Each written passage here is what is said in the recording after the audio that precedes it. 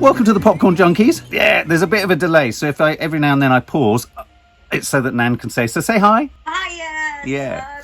So hiya. we struggled, didn't we, Mum, to convince anyone else to go and see No Time to Die. Yeah, we did. Why was that? Why was that? Because I think a lot of people are fed up with the fact that although they know it's Daniel Craig's last film, he's been very ungenerous about it, I think people think. And I think some people think if he's been so down on it, why should we go and see it? I think you're right. I think ungenerous is probably a very fair description. So this is No Time to Die. This is directed by Fukunaga. Yeah, Cary. Is it Cary Fukunaga? Is it Cary Fukunaga? He was behind True Detective. He was behind the True Detective series. Yes. You know, he's quite slick. He's quite stylish. Got a good sense of story arcs. Craig had a writer's credit on this as well, did he know? Yeah, and Phoebe Waller-Bridge is on the part of the writing team, and that was very much Daniel Craig who brought her in because he's a producer. So. Oh, maybe that's what they meant rather than saying Daniel. Yeah. So he has much more skin in the game than just simply being James Bond. So yeah, I suppose with the Daniel Craig thing, I mean, Nadia's made it very clear that she can't stand him. We were all a bit bored by Spectre. What were you, listeners? Did you like watchers? Did you like Spectre, Mum? Were you a fan of? No, not Spectre. My favourite was, I think, Casino Royale, of the ones that Daniel Craig's done. Right. But they have been getting longer and longer and more sort of like nothing happening in them. Yeah, so, and sort of I don't know why I had such high hopes for this actually, but I did. I don't know. Well, maybe it's been the 2-year COVID wait. Yeah, maybe. And also the wondering whether, because it is Daniel Craig's final, that it might go out with a real bang. I mean, I hated Spectre, but I really liked Skyfall. And it's almost, I mean, sometimes the danger I find with James Bond is so many of them blur into each other. Because they very successfully observed the four corners of the James Bond film, you know, his sense of humour, shaken not stirred, the Bond girl, the sort of Jaws-like villain. I don't mean Jaws as in a shark, I mean the man with gnashes. And I think Nadia's father was killed by Jaws in one of them. And do you remember? I think so. Goodness. Or maybe he was. Do you remember there was one particular character who really scared me called Oddjob, who had a hat. Oddjob was fantastic villain. He had a hat which had a blade, and he'd throw the hat, and it would. I mean, that was great, wasn't it? Peaky Blinders, actually. Yeah, absolutely. I mean, look, guys, before you start to pick apart our understanding of the James Bond universe, all I know is that Spectre are baddies. And we have a new baddie essentially knocking Spectre out of the game with remarkable tech / bio warfare. Yes, which even Q doesn't know about. Even Q doesn't know about. You've got Miss Moneypenny in there. This is nearly 3 hours long, this film, so it's quite a glut of a movie. Prior to the day we went in, I was feeling a bit heavy-hearted because I knew we wanted to review it. I knew that, I don't feel as strongly as Nadia about Daniel Craig, but I have to say I do find it a bit annoying that he's so ungrateful for what's gone on. But then on the day we went to see it, the 11-year-old boy in me got a little bit excited, and I thought, yeah, it's going to be action, fun, and all that kind of malarkey. So we went to see it. That's a long intro, isn't it? And the beginning of the film, I really liked the first scene. And the first scene does that classic thing with Bond. And what I've always liked with Bond is what Spielberg does with some of his action films was it sort of ends with a story ends at the beginning of a film. Quite early on, it's set that Rami Malek kills this a wife and goes to kill the daughter because the father of the daughter killed his family. So there's beef. Yeah. But two things. One is he's disguised heavily because he's got a mask on, which is very creepy, isn't it? It is. It's like a geisha girl mask, isn't it? Yeah, but that's almost a horror trope. And then also because don't forget they're out in the middle of nowhere, in the middle of snowy mountains and ice lakes, and which is another James Bond trope. Yeah, another James Bond trope. Yeah. And so you have this early setting up of the fact that you think he's going to kill this girl, but then he. Did you think he was shooting into the ice to kill her, or was he always shooting into the ice to save her? I don't know, but it was good. It was I thought it was a really impactful scene. It was really strong. Yeah, so essentially, he's and this girl is going to grow up into Léa Seydoux' character. And also what happened in the house, which that shocked me. That was my first shock. Yeah. And then she runs away with him shooting him, whatever, and then we have the ice scene. And this is all in the first 5 minutes. This is 5 minutes in, and you've got this huge sort of backstory, quite well established. And then we cut to modern day. and Bond is with this woman, and they quickly find themselves in Matera, the beautiful town of Matera in southern Italy. I felt in some ways that you've filmed there, haven't you, in that place? And I felt it in some ways it was a return to the early Bond films where you felt that you were seeing the world and it wasn't all CGI'd, and that was just beautiful, and you can really relax into that European thing. I think you're absolutely right, and I think what I liked about that first scene was it was using real stunts, it was using real bikes, you had real scenes going on, you had really dramatic moments where you didn't feel the hand of special effects or CGI or anything, so it felt like a really authentic scene. And I thought what I really liked about it, that quintessential scene where he's in the Aston Martin, they're shooting and shooting and shooting at the car. You're thinking, how long can these bulletproof windows last? He's telling her something, he's punishing her because she's, essentially it's been revealed that she's double-crossed him. Yeah. And as he's letting her do this, sit in the car and he's doing this, he turns on the machine gun, and it's in the trailer, and then starts to machine gun them. And I thought, this is brilliant. And I think I relaxed after that scene because I thought, this isn't going to be a CGI fest. No, exactly. And also, that guy that was introduced then is a good sub-villain, Cyclops, do you remember? God. I mean, but he was good, wasn't he? Was. That was a running theme throughout. I mean, I have to say, I was really surprised. There were many moments in this film where I jumped out of my skin. So when Bond went to the mausoleum of presumably his ex-girlfriend or ex-partner... Yeah, Vesper. Yeah, and that I was not expecting that moment. No. I jumped out of my skin. Yes. It was really effective. There were a few moments that made me jump, and that doesn't usually happen in James Bond. No, absolutely not. And I thought the sound I thought the sound mix there was so good. I actually felt disorientated by the sound at that point. The long and the short of it was I relaxed into it at this point, and then it moved at a cracking, licking pace, where then we go to Jamaica, which was a nice riff on Ian Fleming. I think, did he not live in Jamaica, or did he write in Jamaica? Ian Fleming did, yeah. He hooks up with the actor Jeffrey Wright, who's Felix, whatever his name. And I thought I liked that whole subplot. I had to pop to the toilet at the point that something awful happened to Felix. And I mean, for those people who know James Bond like I do from way back and actually read some of the early books, Felix has been James Bond's friends forever. Yeah. And so whenever what happens on the boat, it's a big deal. And Mocha got to the loo. But in the moment, I went to the loo knowing he'd kind of been mortally injured because James Bond looks at him and goes, "You're bleeding."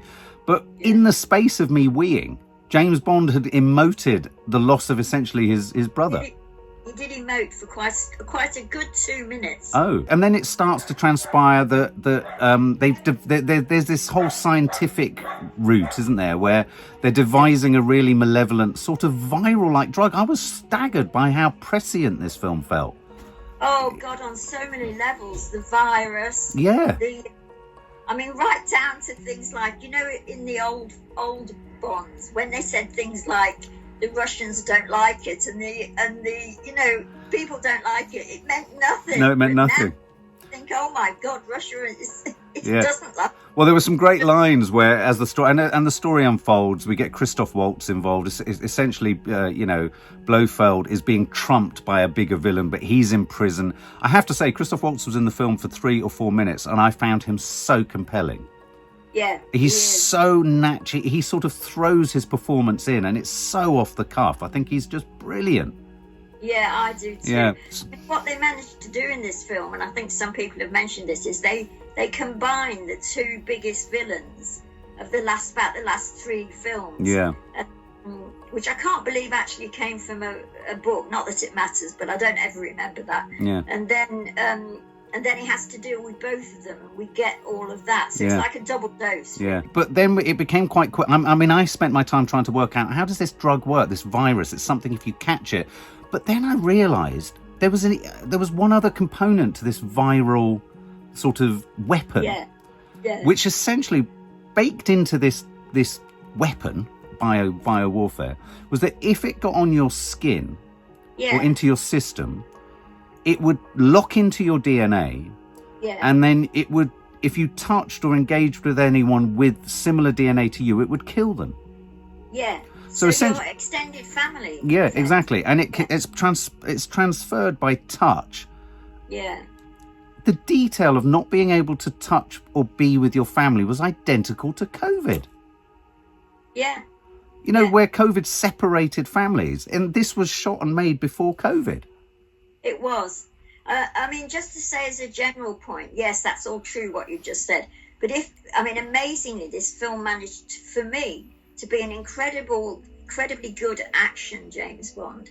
But it was also, from beginning to end, in ways that we won't even elaborate today, about family. Yes. Wasn't it? Yeah. I mean, the first shot almost to the end. Yeah. And I felt that some people have been really critical of the fact that James Bond in this film was given like a human touch. Yeah. It wasn't the Bond that went around, excuse my French, but shagging girls all over the place and drinking and not caring. Yeah. He was much more of a considered man, you know, and of course he'd got his love affair going. Well, yeah, Léa Seydoux, and I really believed that.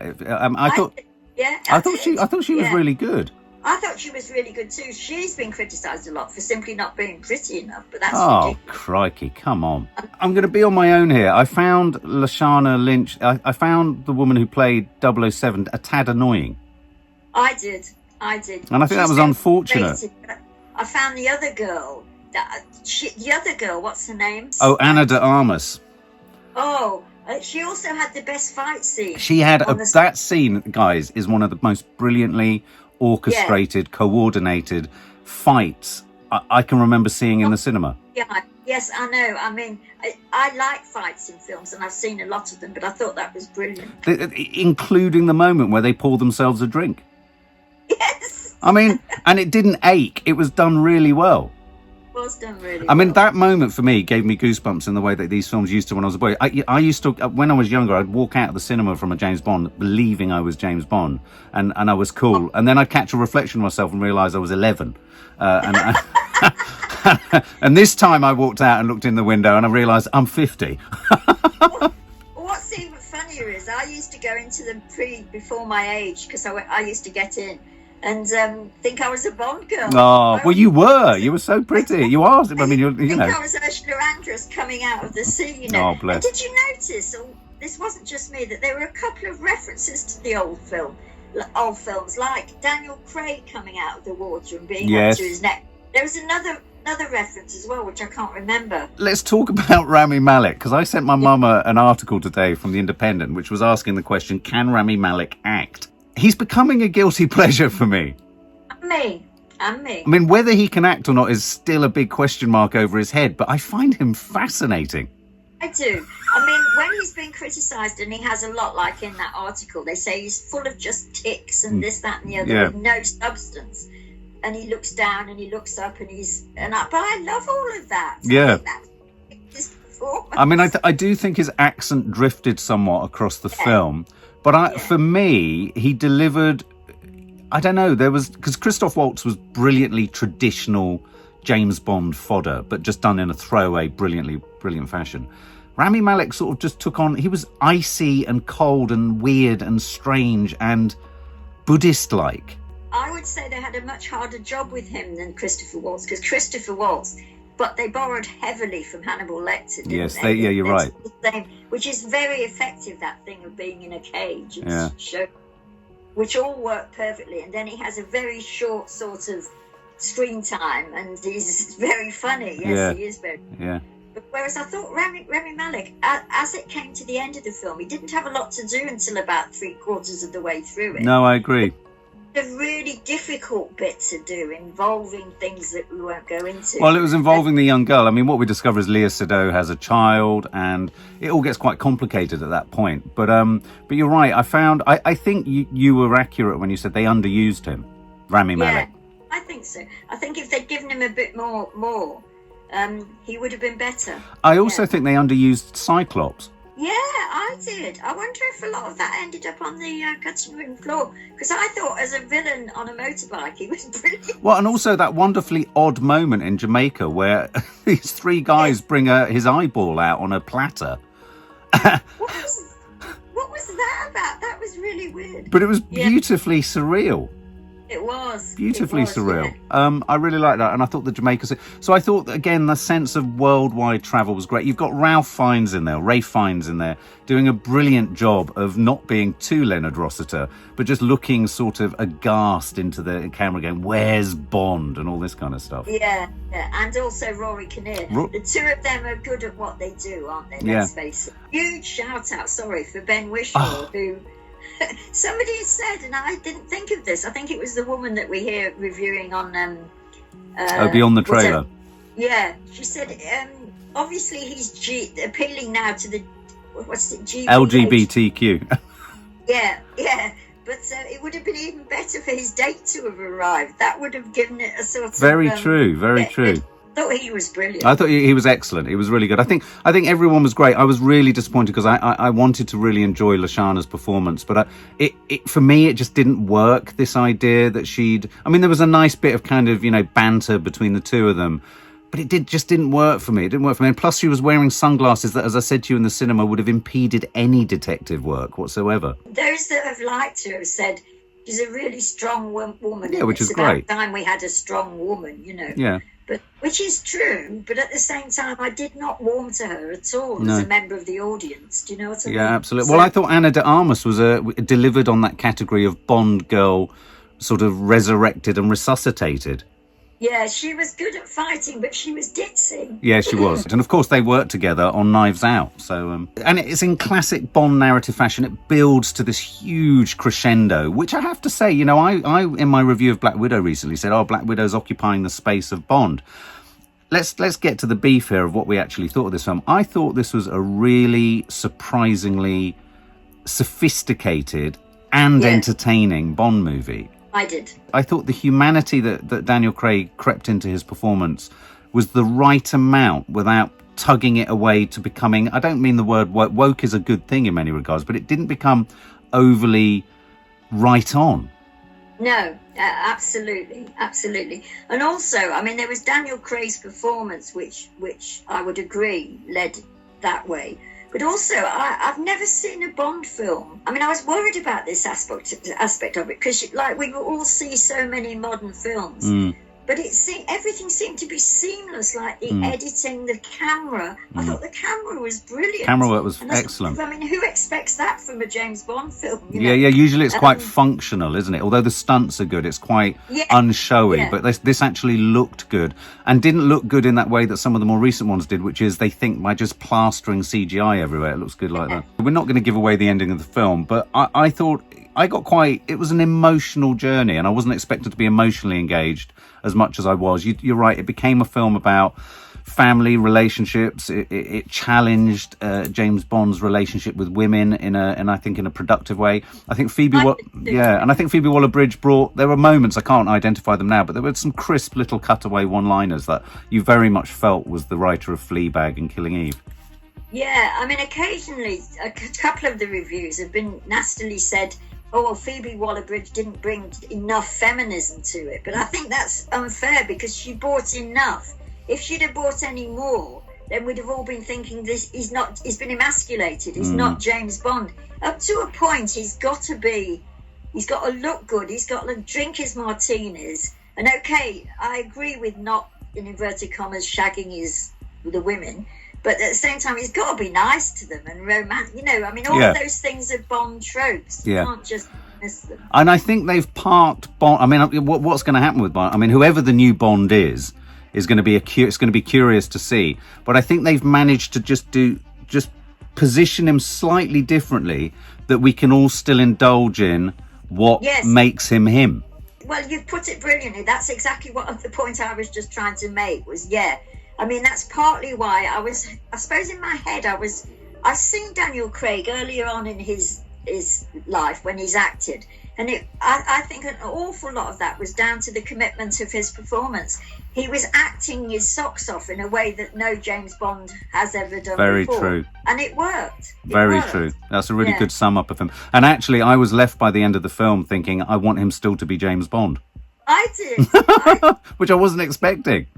No, I wasn't. Let's sum it up and let's score it. I went with a lighter heart than you because I somehow thought that the new director, the Phoebe Waller-Bridge thing, which I temporarily forgot, but I did know about that. I just thought it's his farewell.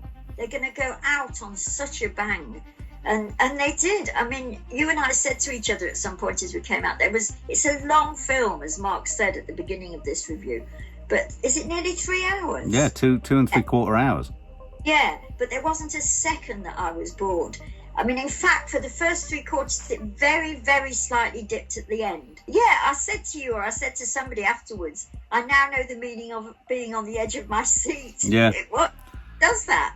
For all the reasons that we've said, I thoroughly enjoyed it. I mean, I expected to enjoy it, but I didn't expect to enjoy it that much. And what should I give it? As a piece of mainstream action family entertainment, what would you give it? 98.2. I thought you were going to say 007. Okay, yeah. I mean, I think I agree with everything you said. For me, Daniel Craig took me from a place of being really down on him, as I say, not as down as Nadia. And I loved him. I thought he was brilliant. I thought he cradled those two things of becoming a bit more progressive, but sort of sticking to all of that stuff. He's incredibly cool in it. He's suave. He does all of that, but he's not seedy. There's always been a bit of a seediness I've found. Exactly. Yeah, no, I agree with that. So I thought that was great. I liked Lashana's strength, but I didn't like the camera, and I think it would have been anyone in that part. I just didn't like the idea of giving 007 to someone else. It just didn't deliver on what I think they wanted that to deliver. I thought Ralph Fiennes was great. I thought I bought into the ludicrousness, and all the stories in James Bond are ludicrous. I bought into that, and there were just so many rich moments in this. Jeffrey Wright, actually, interestingly, I sometimes worry just husks his way through every part with the same voice. I liked him. I thought he was great too. Yeah. So I really like the story arc. I like the ending, which I'm sure will get some publicity elsewhere. I thought it built very well to that. It's left me wanting another film with Daniel Craig. I love the twist on family and connections and relationships and all that malarkey. And as you say, I mean, every single scene was perfectly executed and seamlessly stitched together. There were no baggy filling. There were no huge scenes of exposition either. No, absolutely not. No, I mean, which is why, in a way, and I mean, it's only only slightly dips at the end. But I mean, after all that, on the edge of your seat stuff, I mean, it can be forgiven for that. Yeah. I can't actually find anything wrong with this for what it is.